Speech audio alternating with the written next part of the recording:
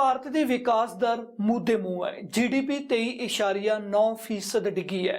Corona ਸੰਕਟ ਦੇ ਵਿੱਚ ਲੋਕਡਾਊਨ ਇਸ ਦਾ ਪ੍ਰਮੁੱਖ ਕਾਰਨ ਮੰਨਿਆ ਜਾ ਰਿਹਾ ਹੈ। ਇਹਨਾਂ ਹਾਲਾਤਾਂ ਅਤੇ ਇਸ ਦਲਦਲ ਚੋਂ ਨਿਕਲਣ ਦੇ ਹੱਲ ਬਾਰੇ ਉਦਯੋਗਪਤੀਆਂ ਤੇ ਵਪਾਰੀ ਵਰਗ ਤੋਂ ਜਾਣਦੇ ਹਾਂ।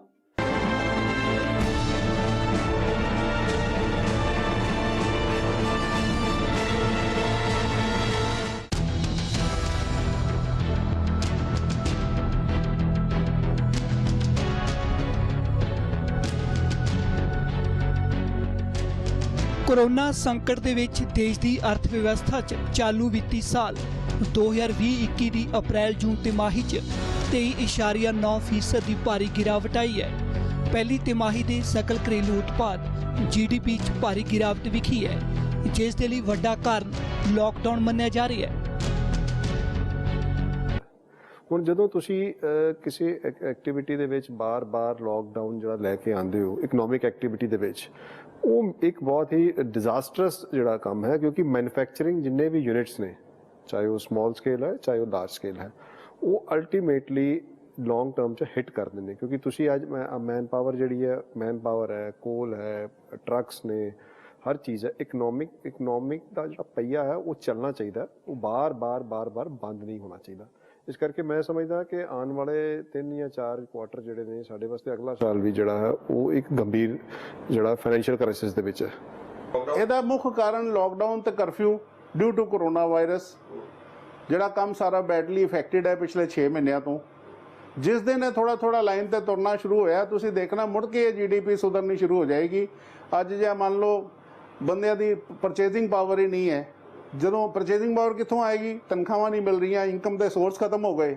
ਜਿਸ ਵੇਲੇ ਕੰਮ ਤੁਰ ਪਏਗਾ, ਲੋਕਾਂ ਦੀ ਪਰਚੇਜ਼ਿੰਗ ਪਾਵਰ ਵਧੇਗੀ, GDP ਮੁੜ ਕੇ ਠੀਕ ਹੋ ਜਾਏਗੀ। ਇਸ ਵੇਲੇ ਮੇਨ ਸਿਚੁਏਸ਼ਨ ਜਿਹੜੀ ਇਹ ਚੱਲਦੀ ਪਈ ਆ, ਜਦ ਕੋਈ ਇੰਡਸਟਰੀ ਨਹੀਂ ਚੱਲੇਗੀ ਜਾਂ ਉਹਦੇ 'ਚ ਰਿਸੈਸ਼ਨ ਆਇਆ ਹੋਏਗਾ ਤੇ ਉਹਦਾ ਜਿਹੜਾ ਸਿੱਧਾ ਅਸਰ ਹੈਗਾ ਉਹ GDP 'ਤੇ ਪੈਂਦਾ। ਵਾਣਿਜ ਅਤੇ ਉਦਯੋਗ ਮੰਤਰਾਲੇ ਦੁਆਰਾ ਜਾਰੀ ਕੀਤੇ ਅੰਕੜਿਆਂ ਮੁਤਾਬਕ जुलाई च खाद नूं छड्ड के होर 7 खेतरां दे उत्पादन च गिरावट आई है।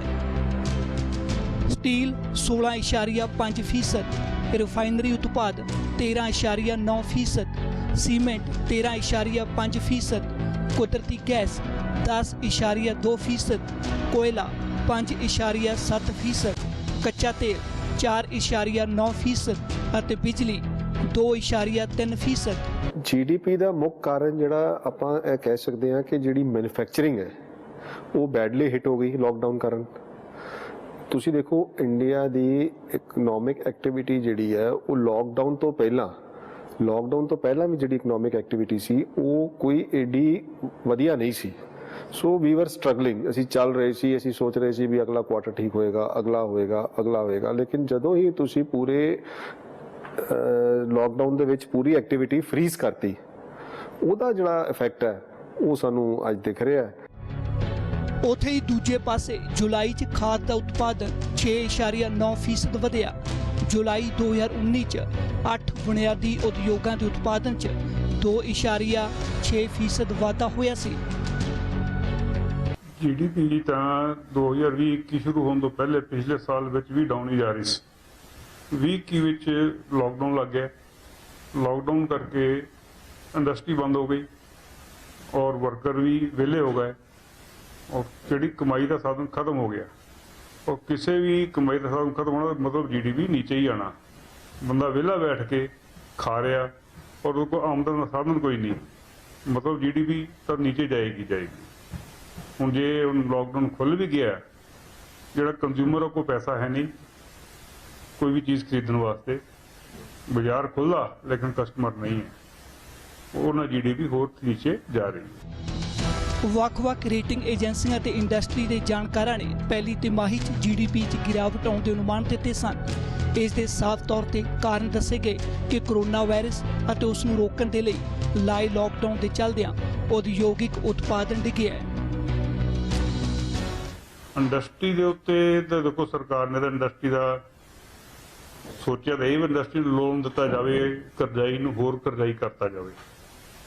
लॉकडाउन ਦੇ ਵਿੱਚ ਬਿਜਲੀ ਬਿੱਲ ਵੀ ਉਸੇ ਤਰ੍ਹਾਂ ਆਏ ਆ, ਮਿਨੀਮਮ ਚਾਰਜਿਸ ਉਸ ਤਰ੍ਹਾਂ ਪਏ ਆ, ਬੈਂਕ ਨੇ ਇੰਟਰਸਟ ਵੀ ਪੂਰਾ ਲਿਆ ਔਰ ਇੰਡਸਟਰੀ ਦੇ ਜਿਹੜੇ ਆਪਣੇ ਐਸਟੈਬਲਿਸ਼ਮੈਂਟ ਐਕਸਪੈਂਸਿਸ ਹੁੰਦੇ ਆ ਜਿਹਦੇ ਵਿੱਚ ਕਿ ਸਿਕਿਉਰਿਟੀ ਔਰ ਅਦਰ ਚਾਰजेस ਲਾਈਟਿੰਗ ਦੇ, ਜੇ ਫੈਕਟਰੀ ਚੱਲੇ ਜਾਂ ਨਾ ਚੱਲੇ ਉਹ ਖਰਚਾ ਪੈਂਦਾ ਹੀ ਪੈਂਦਾ, ਉਹ ਪੂਰੇ ਇੰਡਸਟਰੀ ਉੱਤੇ ਪਏ ਆ, ਜਿਸ ਕਰਕੇ ਇੰਡਸਟਰੀ ਵੀ ਇਹਨੂੰ ਬਹੁਤ ਜ਼ਿਆਦਾ ਸਫਰ ਕਰ ਰਹੀ ਹੈ ਔਰ ਹਰ ਤਰ੍ਹਾਂ ਦੀ ਇੰਡਸਟਰੀ ਸਫਰ ਕਰ ਰਹੀ ਹੈ। ਇਹ ਤਾਂ ਮੇਨ ਕਾਰਨ ਇਹਦਾ ਇਹੀ ਹੈ ਕਿ ਲੋਕਡਾਊਨ ਕਰਕੇ ਇੰਡਸਟਰੀ ਜ਼ਿਆਦਾ ਹੀ ਸਫਰ ਕਰ ਰਹੀ ਹੈ। ਨਤੀਜਾ ਦੇਸ਼ ਵਿੱਚ ਸਕਲ ਘਰੇਲੂ ਉਤਪਾਦ 'ਚ ਬੇਤਸ਼ਾ ਕਮੀ ਆਈ ਹੈ ਅਤੇ ਰੁਜ਼ਗਾਰ ਦੇ ਅੰਕੜਿਆਂ 'ਚ ਵੀ ਵੱਡੀ ਗਿਰਾਵਟ ਆਈ ਹੈ। Construction sector growth -51.4%, manufacturing sector growth -39.3%, mining sector growth -41.3%, trade hotel transport growth -47.4%। ਅਜਿਹੇ 'ਚ ਲੋੜ ਹੈ ਹੇਠਲੇ ਵਰਗ 'ਚ ਰੁਜ਼ਗਾਰ ਦੇ ਮੌਕੇ ਪੈਦਾ ਕਰਨ ਦੇ। ਜਿਹੜਾ ਕੰਜ਼ਿਊਮਰ ਹੈ ਕਿਸੇ ਵੀ ਆਈਟਮ ਦਾ, ਕਿਸੇ ਵੀ ਚੀਜ਼ ਦਾ ਕੰਜ਼ਿਊਮਰ, ਅੱਜ ਫੈਕਟਰੀਆਂ ਦੇ ਵਿੱਚ ਜਿਹੜੇ ਬਾਜ਼ਾਰ 'ਚ ਰੇਹੜੀਆਂ ਲਾਉਂਦੇ ਸੀਗੇ, ਕੋਈ 버ਗਰ ਵੇਚ ਰਿਹਾ, ਕੋਈ ਡੋਸਾ ਵੇਚ ਰਿਹਾ ਰੇਹੜੀ ਦੇ ਉੱਤੇ, ਉਹ ਕੰਮ ਲੱਭਦੇ ਹੋਏ ਫੈਕਟਰੀਆਂ ਜਾ ਕੇ ਸਾਨੂੰ ਕੋਈ ਕੰਮ ਮਿਲ ਜਾਵੇ। ਫੈਕਟਰੀ ਵਾਲੇ ਆਪਣੇ ਪ੍ਰੋਡਕਟ ਬਣਾ ਕੇ ਵੇਚਣੀ ਹੈ, ਉਹ ਗਾਹਕ ਲੱਭਦਾ ਮੈਨੂੰ ਕੋਈ ਗਾਹਕ ਮਿਲ ਜਾਵੇ। ਤਾਂ ਬੇਸਿਕ ਜਿਹੜੇ ਥੱਲੇ ਜਿਹੜੇ ਜਿੱਥੋਂ GDP ਸ਼ੁਰੂ ਹੁੰਦੀ ਆ ਉੱਥੇ ਪੈਸਾ ਹੈ ਨਹੀਂ। ਜਿਸ ਲਈ ਕੋਈ ਕਸਟਮਰ ਆਏਗਾ ਤਾਂ ਮਾਲ ਵਿਕੇਗਾ ਤੇ ਗਰੋਥ ਹੋਏਗੀ। ਉਦਯੋਗਪਤੀਆਂ ਨੂੰ ਡਰ ਹੈ ਜੇਕਰ ਹਾਲਾਤ ਨਹੀਂ ਸੁਧਰਦੇ ਤਾਂ ਇਹ ਹੋਰ ਵੀ ਬਦਤਰ ਹੋ ਸਕਦੇ ਨੇ। ਇਹ ਟਰੂਲੀ ਸਪੀਕਿੰਗ ਬੜਾ ਹੀ ਚਿੰਤਾ ਦਾ ਵਿਸ਼ੇ ਹੈ। ਸਾਨੂੰ ਇਹ ਨਹੀਂ ਸਮਝ ਆ ਰਹੀ ਕਿ ਵੀ ਗੱਡੀ ਅੱਗੇ ਚੱਲੇਗੀ ਕਿਸ ਤਰ੍ਹਾਂ। ਜਿੰਨਾ ਕੁ ਅਸੀਂ 6 ਮਹੀਨਿਆਂ 'ਚ ਲਾਸ ਕਰ ਚੁੱਕੇ ਹਾਂ, ਜੇ ਇਹ ਅਕਤੂਬਰ ਆਨਵਰਡ ਸਥਿਤੀ ਨਹੀਂ ਸੁਧਰਦੀ ਤੇ ਮੈਂ ਗਰੰਟੀ ਨਾਲ ਦਾਅਵੇ ਨਾਲ ਕਹਿ ਸਕਦਾ ਕਿ ਅਗਲੇ 6 ਮਹੀਨੇ ਚੰਗੀ ਪਾਰਟੀਆਂ ਜਿਹੜੀਆਂ ਨੇ ਉਹ ਫੇਲ ਹੋ ਜਾਣਗੀਆਂ। ਇਹਨਾਂ ਹਾਲਾਤਾਂ 'ਚ ਰੋਜ਼ਮਰਾ ਦੀ ਜ਼ਿੰਦਗੀ ਦਾ ਨਾਰਮਲ ਹੋਣਾ ਜ਼ਰੂਰੀ ਹੈ, ਜਿਸ ਦੇ ਲਈ ਸਰਕਾਰ ਨੂੰ ਕਮਰ ਕੱਸਣੀ ਪੈਣੀ ਹੈ। ਅਸੀਂ ਇਸ ਵਾਇਰਸ ਦੇ ਸਾਈਕਲ ਤੋਂ ਬਾਹਰ ਨਹੀਂ ਨਿਕਲਾਂਗੇ, ਸਾਡੀ ਰੋਜ਼ਮਰਾ ਦੀ ਜ਼ਿੰਦਗੀ ਨਾਰਮਲ ਨਹੀਂ ਹੋਏਗੀ। ਜਦ ਤੱਕ ਸਾਡੀ ਰੋਜ਼ਮਰਾ ਦੀ ਜ਼ਿੰਦਗੀ ਨਾਰਮਲ ਨਹੀਂ ਹੋਏਗੀ, ਤੁਸੀਂ ਦੇਖੋ ਨਾ ਆਪਾਂ ਟਰੈਵਲ ਕਰ ਸਕਦੇ ਹਾਂ, ਨਾ ਆਪਾਂ ਖਰਚ ਕਰ ਸਕਦੇ ਹਾਂ, ਨਾ ਆਪਾਂ ਜਾ ਸਕਦੇ ਹਾਂ। ਜਦ ਤੱਕ ਬੰਦੇ ਦੀ ਗਵਰਨਮੈਂਟ ਨੂੰ 2 ਕੰਮ ਕਰਾਉਣੇ ਪੈਣਗੇ ਛੇਤੀ ਤੋਂ ਛੇਤੀ। ਇੱਕ ਕਿ ਸਪੈਂਡਿੰਗ ਜਿਹੜੀ ਹੈ ਉਹ ਹਰ ਬੰਦੇ ਦੀ ਵਧੇ, ਉਹ ਤੁਹਾਡੀ ਵੀ ਵਧੇ, ਮੇਰੀ ਵੀ ਵਧੇ, ਕਿਉਂਕਿ ਜਦੋਂ ਅਸੀਂ ਘਰੇ ਹੀ ਰਹਿਣਾ ਤੇ ਖਰਚਣੇ ਹੀ ਨਹੀਂ ਪੈਸੇ। ਜਦ ਤੱਕ ਅਸੀਂ ਪੈਸੇ ਖਰਚਣੇ ਨਹੀਂ, ਉਹ ਮਾਰਕੀਟ 'ਚ ਜਾਣੇ ਨਹੀਂ। ਸੋ ਸਾਨੂੰ ਆਪਣੀ ਸਪੈਂਡਿੰਗ ਜਿਹੜੀ ਹੈ ਸਭ ਦੀ ਵਧਾਉਣੀ ਪਏਗੀ। ਗਵਰਨਮੈਂਟ ਨੂੰ ਇੱਕ ਮਾਹੌਲ ਕਰਨਾ ਪਏਗਾ, ਚਾਹੇ ਉਹ ਸਮਾਲ ਸਕੇਲ ਹੈ ਚਾਹੇ ਲਾਰਜ ਸਕੇਲ ਹੈ, ਉਹ ਸਪੈਂਡਿੰਗ ਪਰਸਨਲ ਲੈਵਲ ਦੇ ਉੱਤੇ ਵੀ ਤੇ ਉਹ ਸਪੈਂਡਿੰਗ ਇੰਡਸਟਰੀਅਲ ਲੈਵਲ ਦੇ ਉੱਤੇ ਵੀ। ਕਿਉਂਕਿ ਅੱਜ ਦੇਖੋ ਜਿਹੜੀ ਇੰਡਸਟਰੀਆਂ 50% ਤੇ ਕੰਮ ਕਰ ਰਹੀਆਂ ਨੇ, ਦਿਸ ਮੀਨਸ ਉਹਨਾਂ ਨੇ ਆਪ ਤੇ ਜਿੰਨੇ ਐਕਸਪੈਂਸ਼ਨ ਦੇ ਪ੍ਰੋਜੈਕਟ ਸੀ ਉਹ ਸਾਰੇ ਡੈਫਰ ਕਰ ਦਿੱਤੇ। ਹੁਣ ਜਦ ਤੱਕ ਉਹ ਕੌਨਫੀਡੈਂਸ ਦੁਬਾਰਾ ਜਨਰੇਟ ਨਹੀਂ ਹੁੰਦਾ, ਉਹ ਦੁਬਾਰਾ ਪੈਸਾ ਨਹੀਂ ਲਾਣਗੇ। ਇਸ ਸਥਿਤੀ ਨਾਲ ਨਜਿੱਠਣ ਲਈ ਖੇਤੀ ਸੈਕਟਰ ਤੋਂ ਲੈ ਕੇ ਹਰ ਖੇਤਰ ਨੂੰ ਭਰੋਸਾ ਦੇਣਾ ਪਵੇਗਾ। ਉਹ ਭਰੋਸਾ ਹੈ ਕਿ ਮੁੜ ਉਸੇ ਰਫ਼ਤਾਰ ਨਾਲ ਕੰਮ ਸ਼ੁਰੂ ਕਰਨ ਦਾ। GDP ਜਿਹੜੀ ਹੈ ਤੁਹਾਨੂੰ ਮੈਨੂਫੈਕਚਰਿੰਗ ਜਿਹੜਾ ਸੈਕਟਰ ਹੈ ਉਹਨੂੰ ਇੱਕ ਕੌਨਫੀਡੈਂਸ ਰੇਟ ਕਰਕੇ ਉਹਨਾਂ ਨੂੰ ਆਪਣੀ ਕੈਪੈਸਿਟੀ ਤੇ ਲਿਆਉਣਾ ਪਏਗਾ। ਮੇ ਵੀ ਹੋ ਸਕਦਾ ਹੈ ਇੰਡੀਆ ਦੇ ਵਿੱਚ ਥੋੜੇ ਸੈਂਟੀਮੈਂਟ ਹਾਲੀ ਢਿੱਲੇ ਨੇ, ਤਾਂ ਐਕਸਪੋਰਟ ਮਾਰਕੀਟ ਨੂੰ ਜਿਹੜਾ ਉਹ ਡਿਵੈਲਪ ਕਰਨਾ ਪਏਗਾ। ਕੁਝ ਲੇਬਰ ਰਿਫਾਰਮਸ ਕਰਨੇ ਪੈਣਗੇ, ਕੁਝ ਓਵਰਆਲ ਟੈਕਸੇਸ਼ਨ ਜਿਹੜਾ ਸਿਸਟਮ ਹੈ ਕੰਟਰੀ ਦਾ ਉਹਨੂੰ ਥੋੜਾ ਜਿਹਾ ਬੈਲੈਂਸ ਕਰਨਾ ਪਏਗਾ, ਤਾਂ ਕਿ ਇੱਕ ਜਿਹੜਾ ਵਪਾਰੀ ਦਾ ਕੌਨਫੀਡੈਂਸ ਹੈ ਜਾਂ ਇੰਡਸਟਰੀ ਦਾ ਕੌਨਫੀਡੈਂਸ ਹੈ ਉਹ ਦੁਬਾਰਾ ਰੀਜਨਰੇਟ ਕੀਤਾ ਜਾਏ। ਕਿਉਂਕਿ ਕਿਸੇ ਨੇ ਵੀ ਦੇਖੋ ਅੱਜ ਇਹ ਨਹੀਂ ਸੋਚਿਆ ਸੀ, ਮੈਂ ਜਦੋਂ ਐਕਸਪੈਂਸ਼ਨ ਕੀਤੀ ਜਾਂ ਜਦੋਂ ਸਾਡੀ ਫੈਕਟਰੀ ਬਣੀ, ਅਸੀਂ ਇਹ ਨਹੀਂ ਸੋਚਿਆ ਸੀ ਕਿ ਅਸੀਂ 50% ਫੈਕਟਰੀ ਤੇ ਚਲਾਵਾਂਗੇ, ਕੈਪੈਸਿਟੀ ਤੇ ਚਲਾਵਾਂਗੇ। ਸੋ ਇੱਕ ਬਹੁਤ ਵੱਡਾ ਚੈਲੰਜ ਹੈ। ਸਾਫ਼ ਹੈ ਕੋਰੋਨਾ ਸੰਕਟ 'ਚ ਲਾਕਡਾਊਨ ਨੇ ਸਭ ਨੂੰ ਝੰਬ ਸੁੱਟਿਆ। ਭੋਜਨ ਸਪਲਾਈ ਅਤੇ ਜ਼ਰੂਰੀ ਸੇਵਾਵਾਂ ਨੂੰ ਛੱਡ ਕੇ ਸ਼ਾਇਦ ਹੀ ਕੋਈ ਆਰਥਿਕ ਗਤੀਵਿਧੀ ਹੋਈ ਹੋਵੇ। ਇਹ GDP ਡੇਟਾ ਸਾਰਿਆਂ ਲਈ ਮਹੱਤਵਪੂਰਨ ਹੈ, ਕਿਉਂਕਿ ਭਾਰਤ 'ਚ ਕੋਰੋਨਾ ਮਹਾਮਾਰੀ ਸ਼ੁਰੂ ਹੋਣ ਦੇ ਤੁਰੰਤ ਬਾਅਦ ਅਰਥ ਵਿਵਸਥਾ 'ਚ ਮੰਦੀ ਦੀ ਪਹਿਲੀ ਅਧਿਕਾਰਤ ਪੁਸ਼ਟੀ ਹੈ। ਫਿਲਹਾਲ ਹੁਣ ਸਮਾਂ ਇੱਕ ਬ੍ਰੇਕ ਦਾ, ਤੇ ਬ੍ਰੇਕ ਤੋਂ ਬਾਅਦ ਜਾਣਾਂਗੇ GDP ਵਿੱਚ ਗਿਰਾਵਟ ਦਾ ਦੇਸ਼ ਉੱਤੇ ਕੀ ਅਸਰ ਪਵੇਗਾ।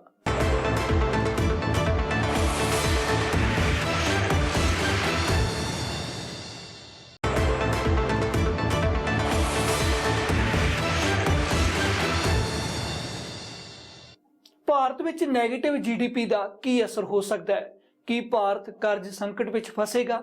ਕੀ ਦੇਸ਼ ਵਿੱਚ ਰੁਜ਼ਗਾਰ ਸੰਕਟ ਹੋਰ ਵੀ ਵਧੇਗਾ? ਕਿ ਕਰੋਨਾ ਸੰਕਟ 'ਚ ਇਕੱਲਿਆਂ ਭਾਰਤ ਦੀ GDP ਡਿੱਗੀ ਹੈ? ਇਹਨਾਂ तमाम ਸਵਾਲਾਂ ਦੇ ਜਵਾਬ ਦੇ ਰਹੀ ਹੈ ਇਹ ਰਿਪੋਰਟ।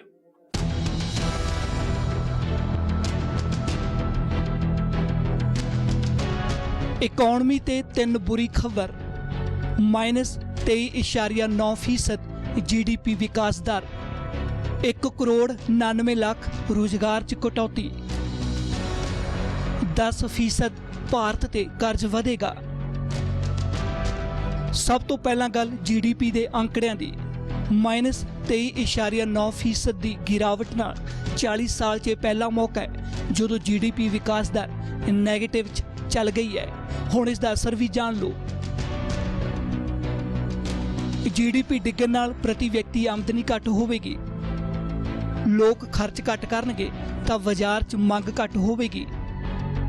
ਬਾਜ਼ਾਰ 'ਚ ਮੰਗ ਘੱਟ ਹੋਣ ਨਾਲ ਰੁਜ਼ਗਾਰ ਦੇ ਘੱਟ ਮੌਕੇ ਮਿਲਣਗੇ। ਘੱਟ GDP ਗਰੀਬਾਂ ਨੂੰ ਹੋਰ ਵੀ ਗਰੀਬ ਕਰੇਗੀ। ਗਰੀਬੀ ਰੇਖਾ ਦੇ ਥੱਲੇ ਰਹਿਣ ਵਾਲਿਆਂ ਦੀ ਗਿਣਤੀ ਵਧੇਗੀ। ਤੁਸੀਂ ਸੈਕਟਰ ਟੂ ਸੈਕਟਰ ਗੱਲ ਕਰੋ, ਤੁਸੀਂ ਹੋਟਲ ਦੀ ਗੱਲ ਕਰੋ, ਟੂਰਿਜ਼ਮ ਸੈਕਟਰ ਦੀ ਗੱਲ ਕਰੋ, ਉਹ ਸਟਰਗਲ ਕਰ ਰਿਹਾ। ਤੁਸੀਂ ਮੈਨੂਫੈਕਚਰਿੰਗ ਸੈਕਟਰ ਦੀ ਗੱਲ ਕਰੋ, ਉਹ ਸਟਰਗਲ ਕਰ ਰਿਹਾ। ਤੁਸੀਂ ਸਮਾਲ ਸਕੇਲ ਟ੍ਰੇਡਰ ਦੀ ਗੱਲ ਕਰੋ, ਉਹ ਸਟਰਗਲ ਕਰ ਰਿਹਾ। ਤਾਂ ਸਟਰਗਲ ਤੇ ਹਰ ਬੰਦਾ ਹੀ ਕਰ ਰਿਹਾ, ਹਰ ਬੰਦਾ ਇਫੈਕਟਡ ਹੈ। ਹਰ ਬੰਦੇ ਨੂੰ ਥੋੜਾ ਉਹਦੇ ਬਜਟ ਦੇ ਹਿਸਾਬ ਨਾਲ ਜਾਂ ਉਹਦੇ ਵਪਾਰਿਕ ਅਦਾਰੇ ਦੇ ਹਿਸਾਬ ਨਾਲ ਇਫੈਕਟ ਪੈ ਰਿਹਾ। ਕਿਸੇ ਨੂੰ ਥੋੜਾ ਪੈ ਰਿਹਾ, ਕਿਸੇ ਨੂੰ ਜ਼ਿਆਦਾ ਪੈ ਰਿਹਾ, ਲੇਕਿਨ ਟੋਟਲੀ ਹਰ ਬੰਦਾ ਹੀ ਇਫੈਕਟਡ ਹੈ। ਦੁਨੀਆ ਦੇ ਦੂਜੇ ਦੇਸ਼ਾਂ ਦੀ ਗੱਲ ਕਰੀਏ ਤਾਂ ਚੀਨ, ਜਿੱਥੋਂ ਕੋਰੋਨਾ ਦੀ ਸ਼ੁਰੂਆਤ ਹੋਈ, ਉੱਥੋਂ ਦੀ GDP, ਚੀਨ ਦੀ GDP 'ਚ 3.2% ਦਾ ਵਾਧਾ ਹੋਇਆ। ਅਮਰੀਕਾ ਦੀ GDP 9.5% ਨੈਗੇਟਿਵ ਹੈ। ਬ੍ਰਿਟੇਨ ਦੀ GDP 20.4% ਨੈਗੇਟਿਵ ਹੈ। ਇਟਲੀ ਦੀ GDP 12.4% ਨੈਗੇਟਿਵ ਹੈ। ਜਾਪਾਨ ਦੀ GDP 7.6% ਨੈਗੇਟਿਵ ਹੈ।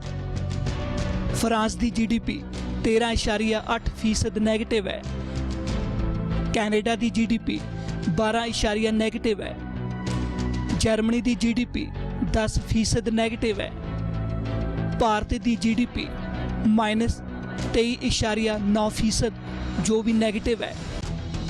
ਦੇਖੋ 24% GDP ਜਿਹੜੀ ਘਟੀ ਹੈ, ਵਿਚ ਇਜ਼ ਬਿਗਰ ਸਾਈਨ ਜਿਹੜਾ ਕਿ ਸਾਰੇ ਅੱਜ ਦੁਨੀਆ ਨੂੰ ਪਤਾ ਹੈ। ਆਪਣੀ ਇਕਨੋਮੀ ਜਿਹੜੀ ਹੈ ਵਰਲਡ ਓਵਰ 'ਚ ਸਭ ਦੀ ਇਕਨੋਮੀ ਘਟੀ ਹੈ, ਸਾਡੀ ਵੀ ਇਕਨੋਮੀ ਜਿਹੜੀ ਬੈਡਲੀ ਹਿੱਟ ਹੋਈ ਹੈ। ਮੈਂ ਦੇਖਦਾ ਕਿ ਇਹਦਾ ਜਿਹੜਾ ਕਾਸਕੇਡਿੰਗ ਇਫੈਕਟ ਹੈ ਇਹ ਅਗਲੇ 2 ਕੁਆਟਰ 'ਚ ਹੋਰ ਜਿਹੜਾ ਜ਼ਿਆਦਾ ਉਹ ਪੈ ਸਕਦਾ ਹੈ, ਕਿਉਂਕਿ ਤੁਸੀਂ 24% GDP ਜਿਹੜੀ ਘਟੀ ਹੈ। ਤੁਸੀਂ ਦੇਖੋ ਕਿ ਅਸੀਂ ਇੰਡੀਆ ਦੇ ਵਿੱਚ ਵਨ ਆਫ ਦਾ ਸਟ੍ਰਿਕਟੈਸਟ ਲੋਕਡਾਊਨ ਜਿਹੜਾ ਅਸੀਂ ਲਾਇਆ ਸੀ, ਔਰ ਉਹ ਲੋਕਡਾਊਨ ਜਿਹੜਾ ਸੀ ਜਿੰਨੇ ਸਾਡੀ ਅਰਥ ਵਿਵਸਥਾ ਨੂੰ, ਇਕਨੋਮਿਕ ਐਕਟੀਵਿਟੀ ਨੂੰ ਬਿਲਕੁਲ ਸਟਾਪ ਕਰਤਾ ਸੀ। ਸਭ ਤੋਂ ਮਾੜਾ ਹਾਲ ਭਾਰਤ ਦਾ ਹੈ, ਉੱਥੇ ਰੁਜ਼ਗਾਰ ਦੇ ਮਾਮਲੇ 'ਚ ਵੀ ਹਾਲ ਬੁਰਾ ਹੈ। Centre for monitoring Indian economy ਯਾਨੀ ਕਿ CMIE ਦੇ ਅੰਕੜਿਆਂ ਮੁਤਾਬਕ ਅਪ੍ਰੈਲ ਤੋਂ ਜੁਲਾਈ ਤੱਕ 1 ਕਰੋੜ 99 ਲੱਖ ਲੋਕਾਂ ਦਾ ਰੁਜ਼ਗਾਰ ਖੁੱਸਿਆ। ਸਿਰਫ ਜੁਲਾਈ ਮਹੀਨੇ 'ਚ 50 ਲੱਖ ਲੋਕਾਂ ਨੂੰ ਨੌਕਰੀ ਤੋਂ ਹੱਥ ਧੋਣਾ ਪਿਆ। ਅਪ੍ਰੈਲ 'ਚ ਸਭ ਤੋਂ ਵੱਧ 1.77 ਕਰੋੜ ਲੋਕਾਂ ਦਾ ਰੁਜ਼ਗਾਰ ਖੁੱਸਿਆ। ਜੂਨ 'ਚ ਹਾਲਾਤ ਬਿਹਤਰ ਹੋਏ, 39 ਲੱਖ ਲੋਕਾਂ ਨੂੰ ਰੁਜ਼ਗਾਰ ਮਿਲਿਆ। ਸੋ ਮੈਂ ਸਮਝਦਾ ਕਿ ਜੇ ਤੱਕ ਤੁਸੀਂ ਇਕਨੋਮੀ ਨੂੰ ਫੁੱਲ ਸਪੀਡ ਤੇ ਨਹੀਂ ਚਲਾਓਗੇ, ਤੁਸੀਂ ਐਟ ਈਜ਼ ਨਹੀਂ ਕਰੋਗੇ, ਤੁਸੀਂ ਬੈਂਕਾਂ ਦੇ ਜਿਹੜੇ ਨੋਰਮਸ ਜਿਹੜੇ ਨੇ ਉਹਨਾਂ ਨੂੰ ਬਿਊਰੋਕ੍ਰੇਸੀ ਨੂੰ ਇੰਡਸਟਰੀਅਲ ਫ੍ਰੈਂਡਲੀ ਨਹੀਂ ਕਰੋਗੇ, ਬੈਂਕਸ ਜਿਹੜੇ ਨੇ ਉਹ ਥੋੜਾ ਅੱਗੇ ਵਧਣਗੇ ਨਹੀਂ। ਠੀਕ ਹੈ, ਉਸ ਤੋਂ ਬਾਅਦ ਜਿਹੜੇ ਤੁਹਾਡੇ ਐਕਸਪੋਰਟ ਜਾਂ ਤੁਹਾਡੀ ਜਿਹੜੀ ਲੇਬਰ ਇਸ਼ੂਜ਼ ਨੇ ਜਾਂ ਜਿਹੜੀ ਓਵਰਆਲ ਗਵਰਨਮੈਂਟ ਦੀਆਂ ਪਾਲਿਸੀਜ਼ ਨੇ, ਜੇ ਆਪਾਂ ਉਹਨਾਂ ਨੂੰ ਪੋਜ਼ਿਟਿਵ ਤਰੀਕੇ ਨਾਲ ਗਵਰਨਮੈਂਟ ਨਹੀਂ ਚਲੇਗੀ ਤਾਂ ਇਹ ਜਿਹੜਾ ਫਾਈਨੈਂਸ਼ੀਅਲ ਇੰਪੈਕਟ ਹੈ ਉਹ ਇਸ ਕੁਆਟਰ, ਇਸ ਈਅਰ 'ਚ ਨਹੀਂ, ਇਹ ਅਗਲੇ ਸਾਲ ਵੀ ਇਹਦਾ ਇਫੈਕਟ ਪਏਗਾ। ਅਰਥ ਵਿਵਸਥਾ ਦੇ ਮੋਰਚੇ ਤੇ ਡਰਾਉਣ ਵਾਲੀ ਇੱਕ ਹੋਰ ਖਬਰ ਰੇਟਿੰਗ ਏਜੰਸੀ ਮੂਡੀਜ਼ ਨੇ ਦਿੱਤੀ ਹੈ। 2021 ਤੱਕ ਸਭ ਤੋਂ ਜ਼ਿਆਦਾ ਕਰਜ਼ ਲੈਣ ਵਾਲੇ ਦੇਸ਼ਾਂ 'ਚ ਭਾਰਤ ਸ਼ਾਮਲ ਹੋਵੇਗਾ। 2019 ਦੇ ਮੁਕਾਬਲੇ 2021 'ਚ ਭਾਰਤ ਦੇ ਕਰਜ਼ ਦਾ ਬੋਝ 10% ਵੱਧ ਸਕਦਾ ਹੈ। ਜਿਹੜੇ ਵੀ ਲਾਰਜ ਸਕੇਲ ਇੰਡਸਟਰੀਅਲ ਯੂਨਿਟ ਹੁੰਦੇ ਨੇ ਉਹਨਾਂ ਨੂੰ ਕੰਟੀਨਿਊਸਲੀ ਜਿਹੜਾ ਹੈ ਉਹ ਚੱਲਣਾ ਪੈਂਦਾ, ਕਿਉਂਕਿ ਕੰਟੀਨਿਊਸ ਪ੍ਰੋਸੈਸ ਹੁੰਦਾ। ਉਹ ਇਸ ਤਰ੍ਹਾਂ ਨਹੀਂ ਚੱਲ ਸਕਦੇ ਕਿ ਵੀ ਤੁਸੀਂ 3 ਦਿਨ ਚਲਾ ਦਿਓ, 2 ਦਿਨ ਬੰਦ ਕਰ ਦਿਓ, 3 ਦਿਨ ਫਿਰ ਚਲਾ ਦਿਓ। ਉਹ ਇਸ ਤਰ੍ਹਾਂ ਨਹੀਂ ਹੁੰਦਾ, ਜਾਂ ਤੇ ਉਹ ਚੱਲਣਗੇ ਜਾਂ ਉਹ ਬੰਦ ਰਹਿਣਗੇ।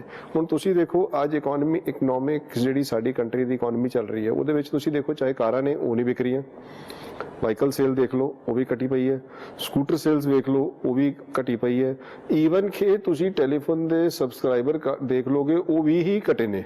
ਸੋ ਦਿਸ ਮੀਨਸ ਕਿ ਜਿਹੜੀ ਇਕਨੋਮੀ ਦੀ ਸੱਟ ਵੱਜੀ ਹੈ ਉਹ ਹਰ ਵਰਗ ਦੇ ਬੰਦੇ ਨੂੰ ਇਸ ਲਈ ਇਫੈਕਟ ਕਰ ਰਹੀ ਹੈ। ਜੇਕਰ ਸਾਲ 2019-20 GDP ਦੀ ਗੱਲ ਕਰੀਏ ਤਾਂ ਪਹਿਲੀ ਤਿਮਾਹੀ 5.2%, ਦੂਜੀ ਤਿਮਾਹੀ 4.5%, ਤੀਜੀ ਤਿਮਾਹੀ 4.7% ਅਤੇ ਚੌਥੀ ਤਿਮਾਹੀ 3.1% ਰਹੀ।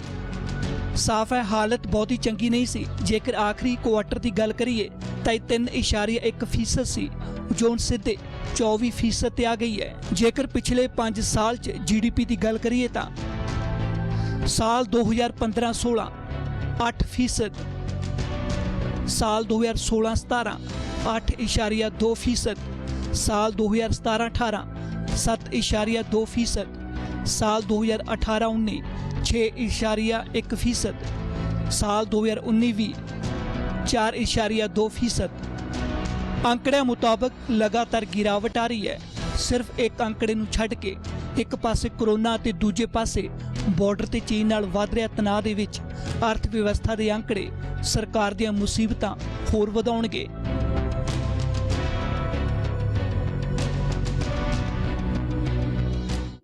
ਸਾਫ਼ ਹੈ ਦੇਸ਼ ਦੀ ਅਰਥ ਵਿਵਸਥਾ ਬੁਰੇ ਦੌਰ ਦੇ ਵਿੱਚੋਂ ਗੁਜ਼ਰ ਰਹੀ ਹੈ। ਇੱਥੇ ਇੱਕ ਬ੍ਰੇਕ ਲਈ ਰੁਕਦੇ ਹਾਂ ਤੇ ਬ੍ਰੇਕ ਤੋਂ ਬਾਅਦ ਜਾਣਾਂਗੇ GDP ਬਾਰੇ।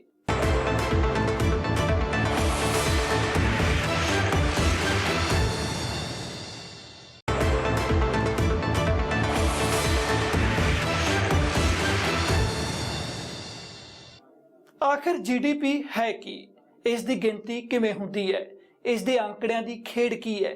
ਇਹ ਅੰਕੜੇ ਦੇਸ਼ ਦੀ ਆਰਥਿਕ ਸਿਹਤ ਬਾਰੇ ਕਿਵੇਂ ਦੱਸਦੇ ਨੇ? ਇਸ ਰਿਪੋਰਟ ਨੂੰ ਵੇਖੋ।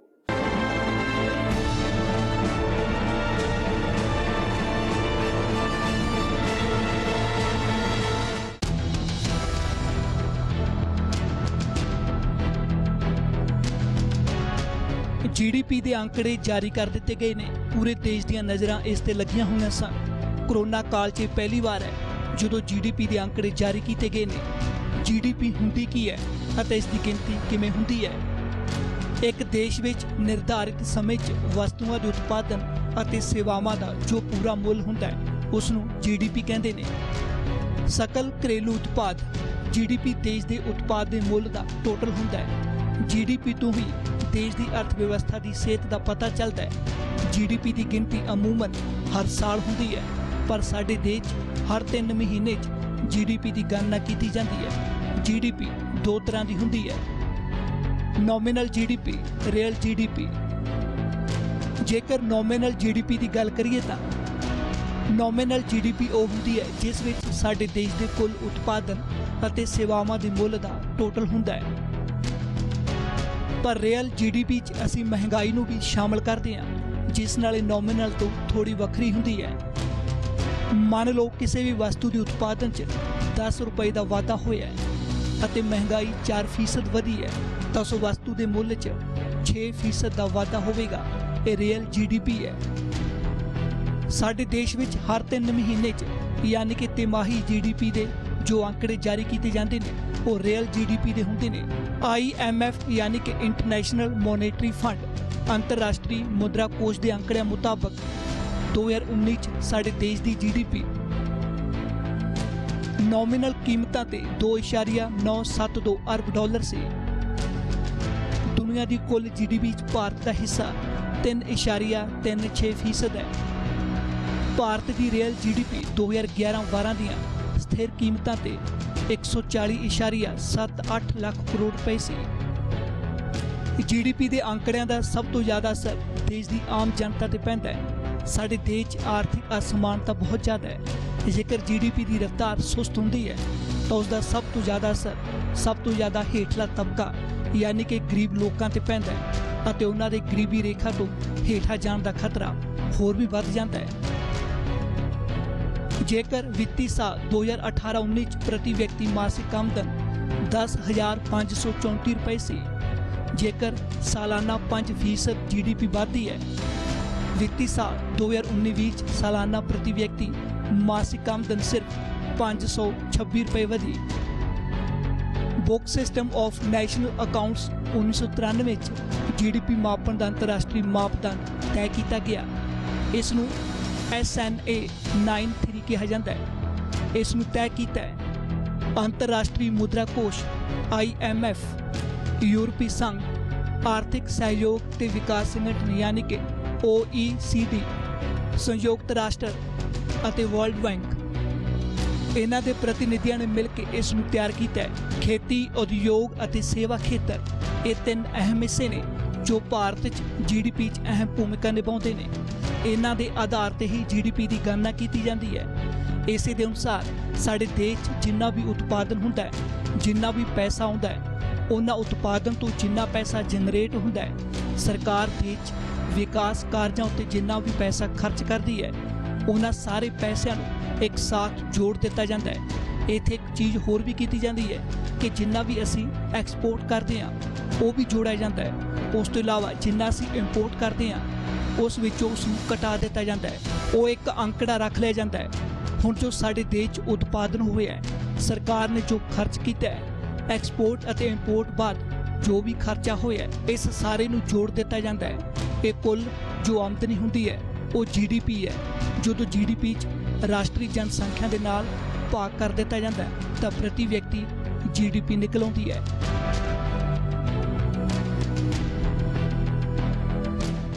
ਫਿਲਹਾਲ ਦੇ ਲਈ ਇੰਨਾ ਹੀ। ਦੇਸ਼ ਦੁਨੀਆ ਦੀਆਂ तमाम ਖਬਰਾਂ ਵੇਖਣ ਲਈ ਤੁਸੀਂ ਵੇਖਦੇ ਰਹੋ ABP ਸਾਂਝਾ।